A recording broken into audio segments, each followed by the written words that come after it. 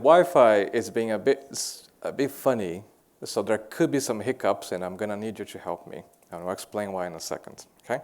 So I'm Heitor Lessa. I'm a chief architect for this project called Powertools for AWS, and today we're going to show you the how of idempotency for the mere mortals like us. I've always heard about idempotency for a number of years, that you should do idempotency, that you should make a operation safe to retry a number of times, no matter how many times you call it, but I couldn't see the how. I've always seen papers, I've always seen many talks, but I couldn't see the how. So this talk is about the how. And I only have 2 slides, and we're going to show the how. That's why the Wi-Fi could be a bit tricky. That's the answer. That's the secret, or maybe not so secret. So Powertools, if you've never heard it before, is a high-level SDK that helps you implement serverless best practices at ease. You can implement the serverless lens, or the well-architected for serverless, in under an hour. All the best practices with Powertools. So this is one of the best well-kept secrets that we're still going to be doing some marketing about this for next year. We started with observability, but I have lists here, so I wouldn't doubt. I wouldn't dare to say much about observability, but we also have, from idempotency, which you see now, batch processing, feature flags, and as of 2 weeks ago, we also got into the security scene. We now can do data masking and encryption in one line. That's the idea, okay? All right, so that's the slides I have for you. And I'm gonna try, because the Wi-Fi was bad, so I had to do everything and have the document ready for you.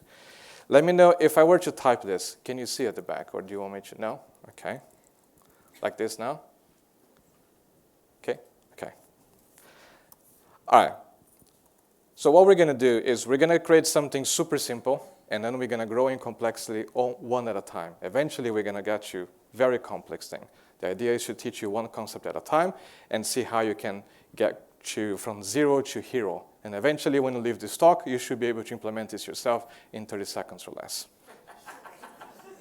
That's the goal. Okay? I like that. I like that. We're going to use the best programming language in the world because we need to make it fast. We're going to use Python. See, I got your attention. That's what I needed. All right, let's get started. So what we're going to do is something like, let's maybe do a refund order, something simple for now. Ideally, when you're trying to do something in the idempotency, you're going to change your data structures and everything in between to make true idempotency. The problem, though, is most of the time you inherit these systems, and you can't always change these systems. And most of the times, those documentations don't always exist, or do they? And then one of the challenges, how do I touch this thing now without actually having confidence in the code? So this is not the best example, but it's the most important one educational-wise, so you can see how they would work. Let me, because it's quite big in the text, actually. Ideally, we want to generate a random UUID, a random string, so we can see if that idempotency is actually working or not. So for now, we can just say refunded, something really simple, and we can have a order that could have, let's say, order ID.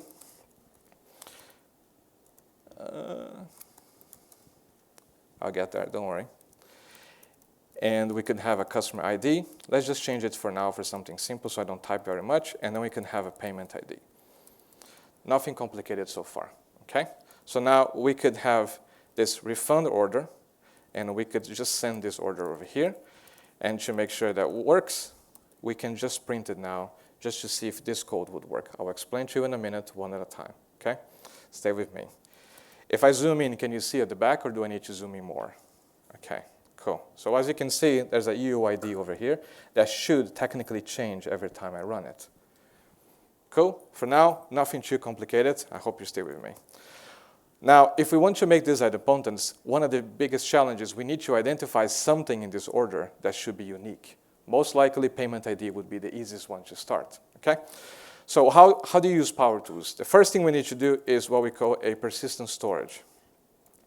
And we're going to be using DynamoDB for now.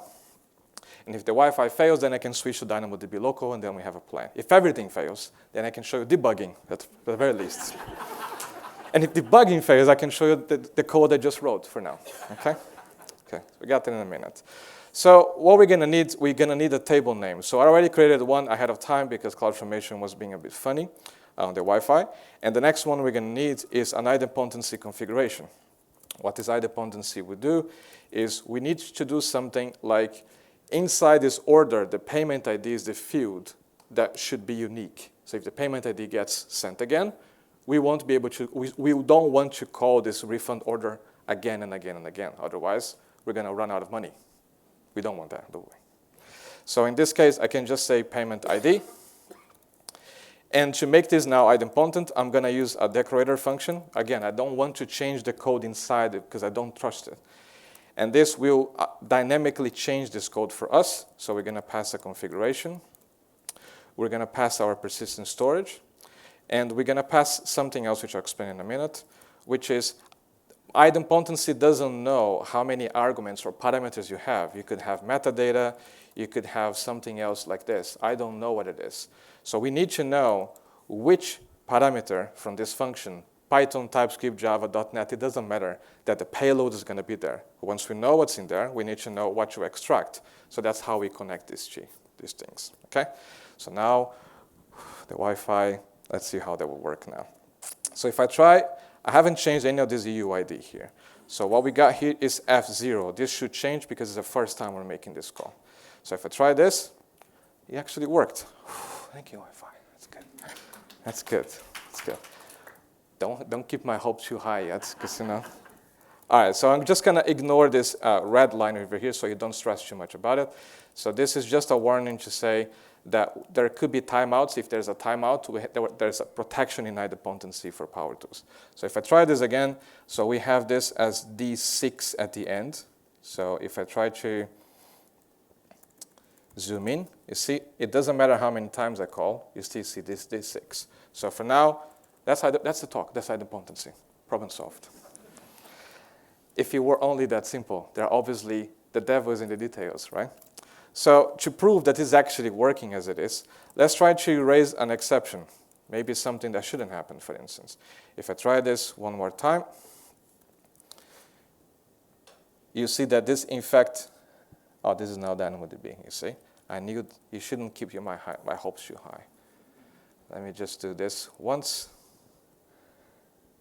Yeah, the Wi-Fi is, oh, there we go. It's over here. So you can see still this 6, but it never really raised an exception because we're never really calling the function anymore because it's idempotent. Because the Wi-Fi is going to be tricky, I'm going to enable something that I was going to show you at the end. I'm going to enable in-memory caching, so now I only can go and get everything from memory. There we go. Kind of better, but still not perfect. What happens underneath is like this. We need to get a hash of that payment ID that we instructed. So this will be unique. And the hash is make sure that whatever the payload comes again, if it's the same, we return the exact same response. But to return the exact same response, we need to serialize that response. So we have this thing in data over here. So we store this in DynamoDB. And because you could have the same name of your function everywhere in your code or class, we keep track of the whole fully qualified name, no matter the language. So it makes things easier. And here, we have an expiration window. So by default, it would be an hour. After 1 hour, this will no longer be idempotent, for instance. But you can set this to 5 years, 10 years, 15 years. The only problem is don't delete your DynamoDB table. Otherwise, there's not much to do. And the status would be completed or in progress, which I'll show in a minute. The way this works, I'm going to remove this thing here. And I'm going to enable debugging so you can see once it stops here. Oh, I need to make it idempotent now. Let me just change the ID. And there we go.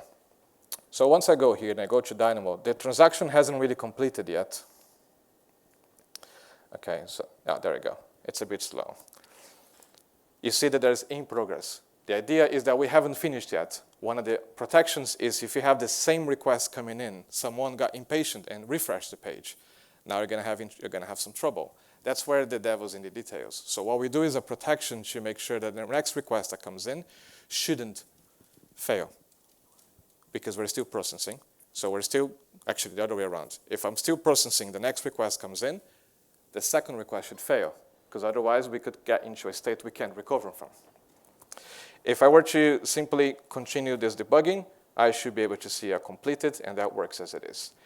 I will show you, I will try to simulate all these issues for you. Another one I wanted to show you that sometimes you are in a batch processing, for instance, data pipeline, and errors could occur, but maybe it would just happen in one item out of a batch of 100 or something. So it shouldn't impact your whole application. So the way we do is, if I were to try to raise a debug again, I might need to use DynamoDB local. Otherwise, I will go with my time. Let me try it 3 more times. Yeah, there we go. It's not that bad. That's not bad. You see that we have in progress.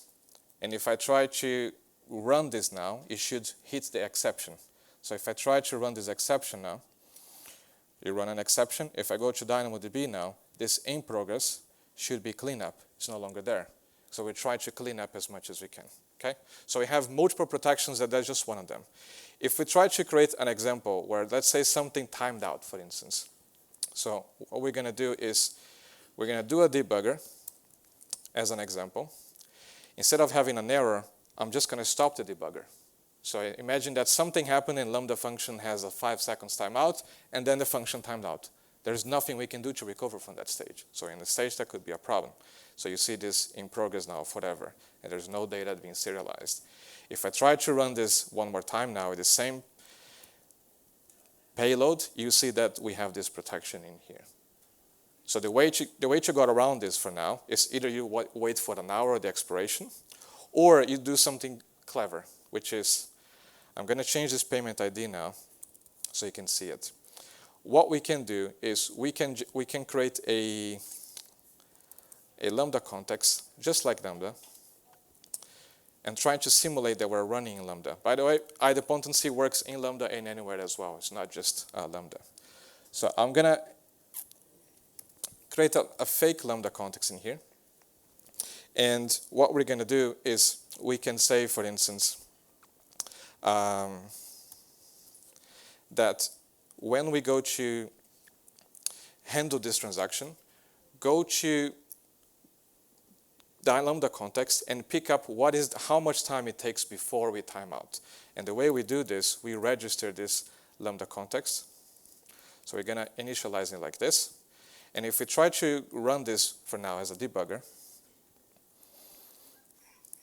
you see that we have a new in progress. But now we have a new field, which is called in progress expiration. So now, if we try to run this application again, the same input, the next 100 milliseconds, if it's in progress, maybe there was a timeout. So then we let that second one to work. So if I stop this now, and if I try to run this one more time, you see that that should work now, and now should fail, and now it changed to completed.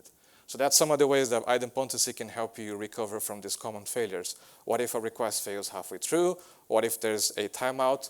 Or what if there's a concurrent in place? What we didn't cover is most of the time you're not going to have a single field that is actually unique.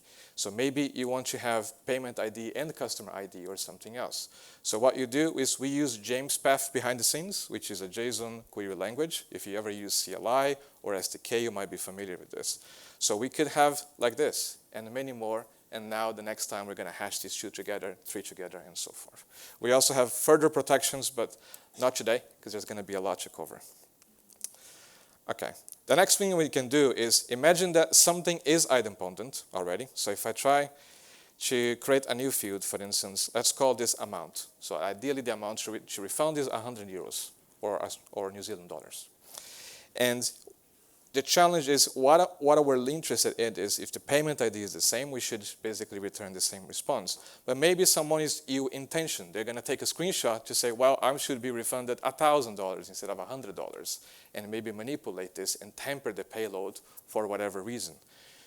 Because we have big banks using Powertools in many different forms, we had to implement this, and it also came from the community. What we can do is to say payload validation, look for the field amount. So now, if you're going to try to run this, and there we go. Hang on a second. Oh, because I haven't.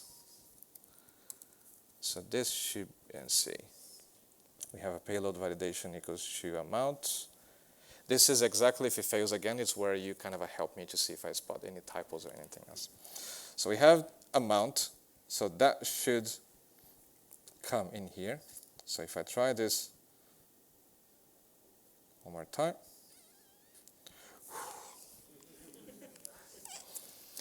That's what I'm telling you is all live. I'm not kidding.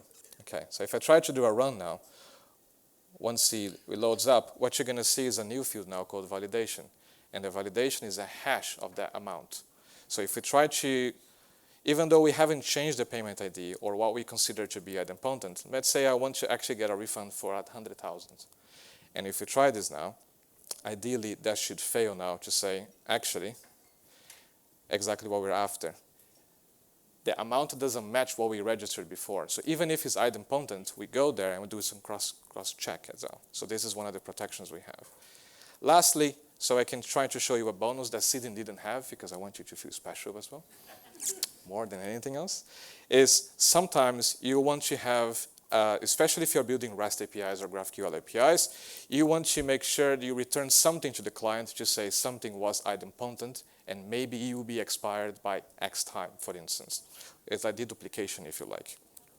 So what we do is we can create a hook, which we receive two things. One is an idempotent record, and for now we can just simply return the response and then you see it.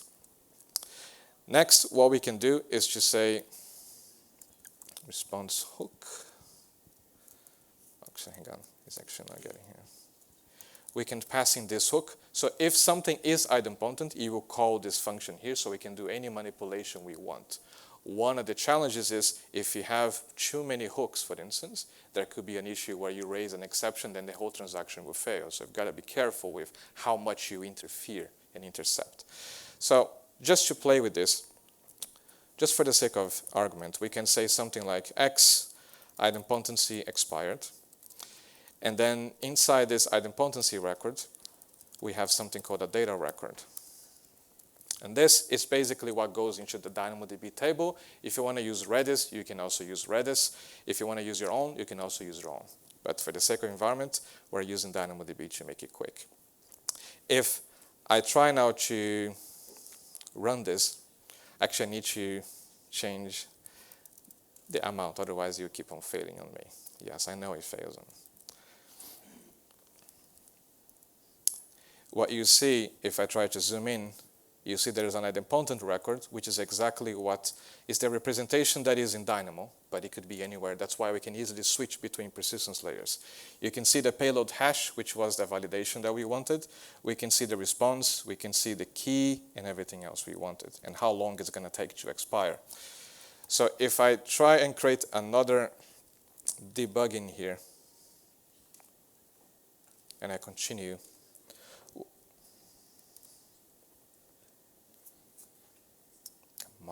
come on. There we go.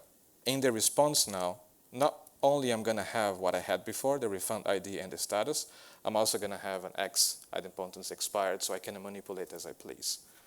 See? So now you're an expert. You can do this on your own now in 30 seconds or less. Okay? All right. So maybe we spice it up. That's where I haven't really trained too much, so that could go wrong pretty quickly. But at least I wanted to show you that's how idempotency.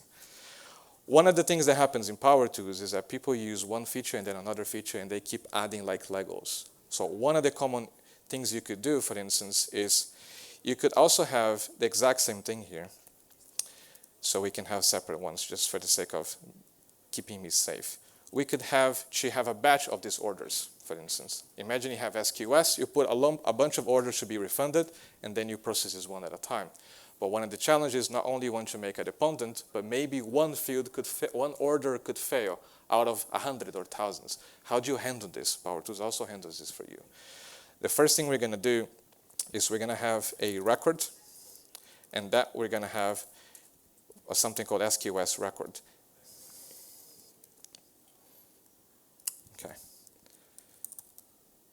And this has automatically typed and it's going to be serialized for us. So this, if you want to switch from SQS to DynamoDB, this is just one line. And we're going to keep as is for now. Something else we need to do, I'm going to go over here instead of going back and forth, is we need to do something called batch processor. And that batch processor, we're going to have a event type.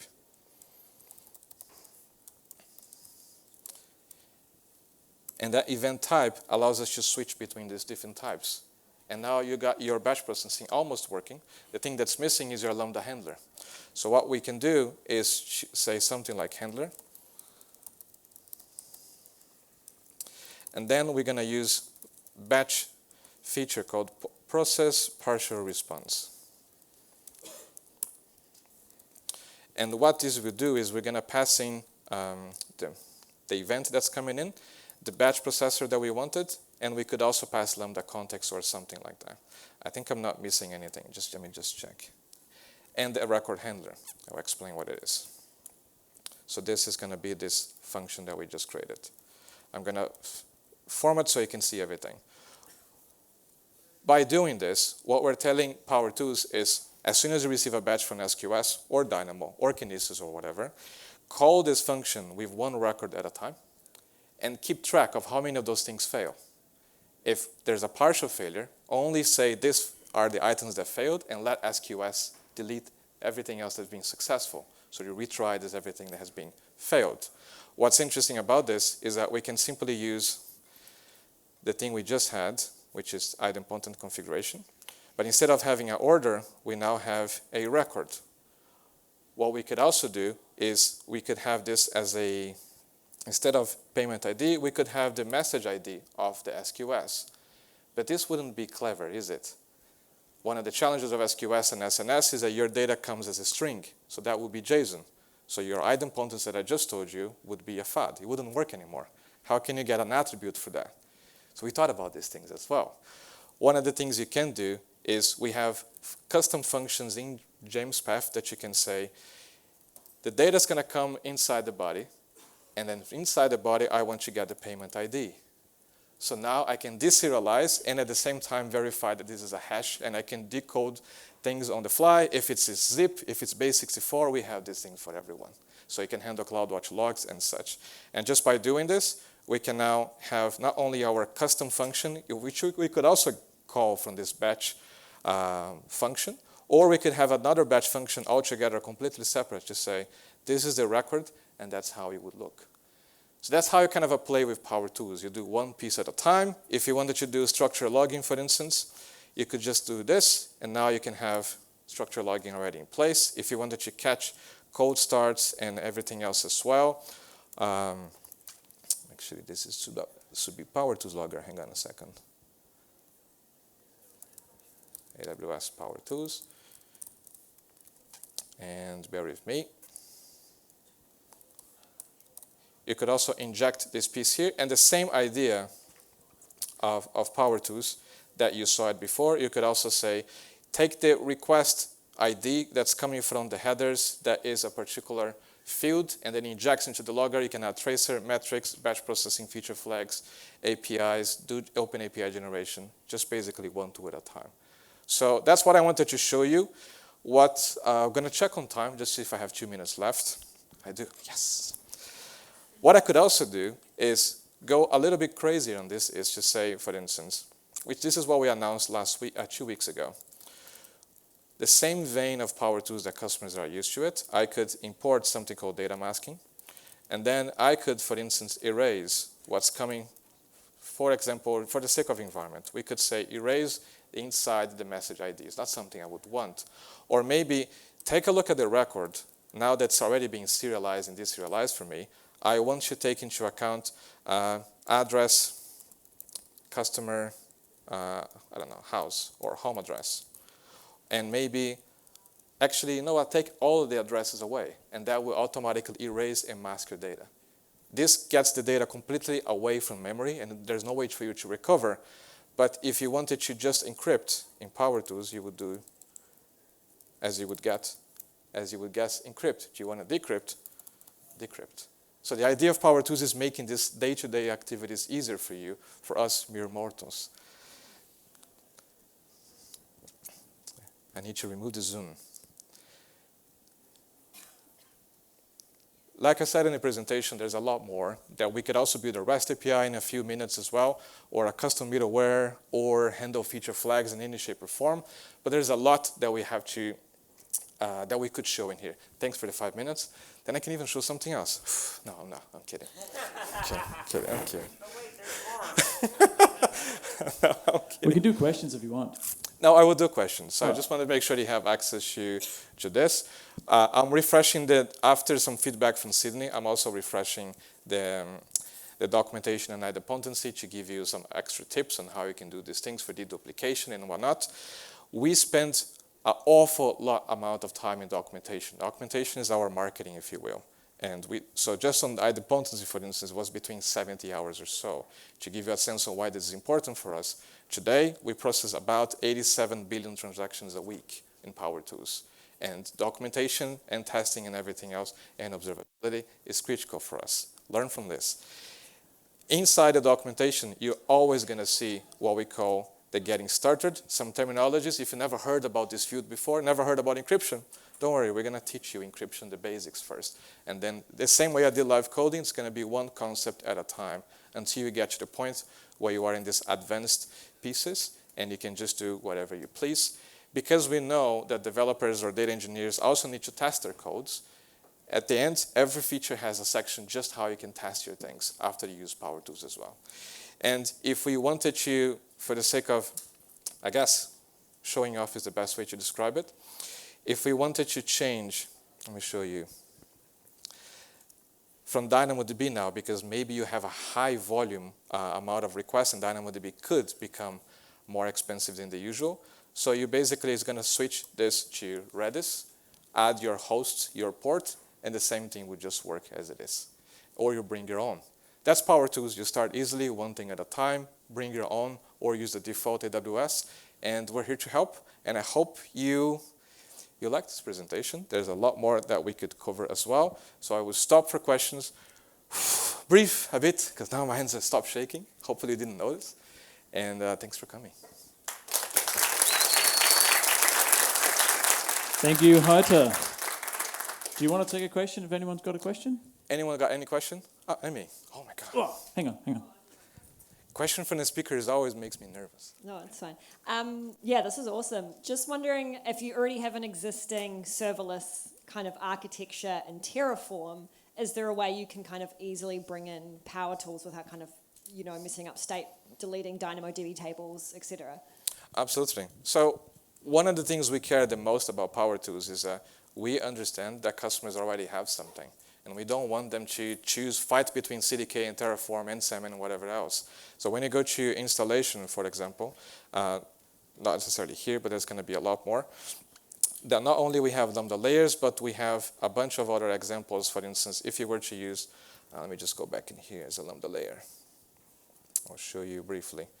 I like to show more than I say things.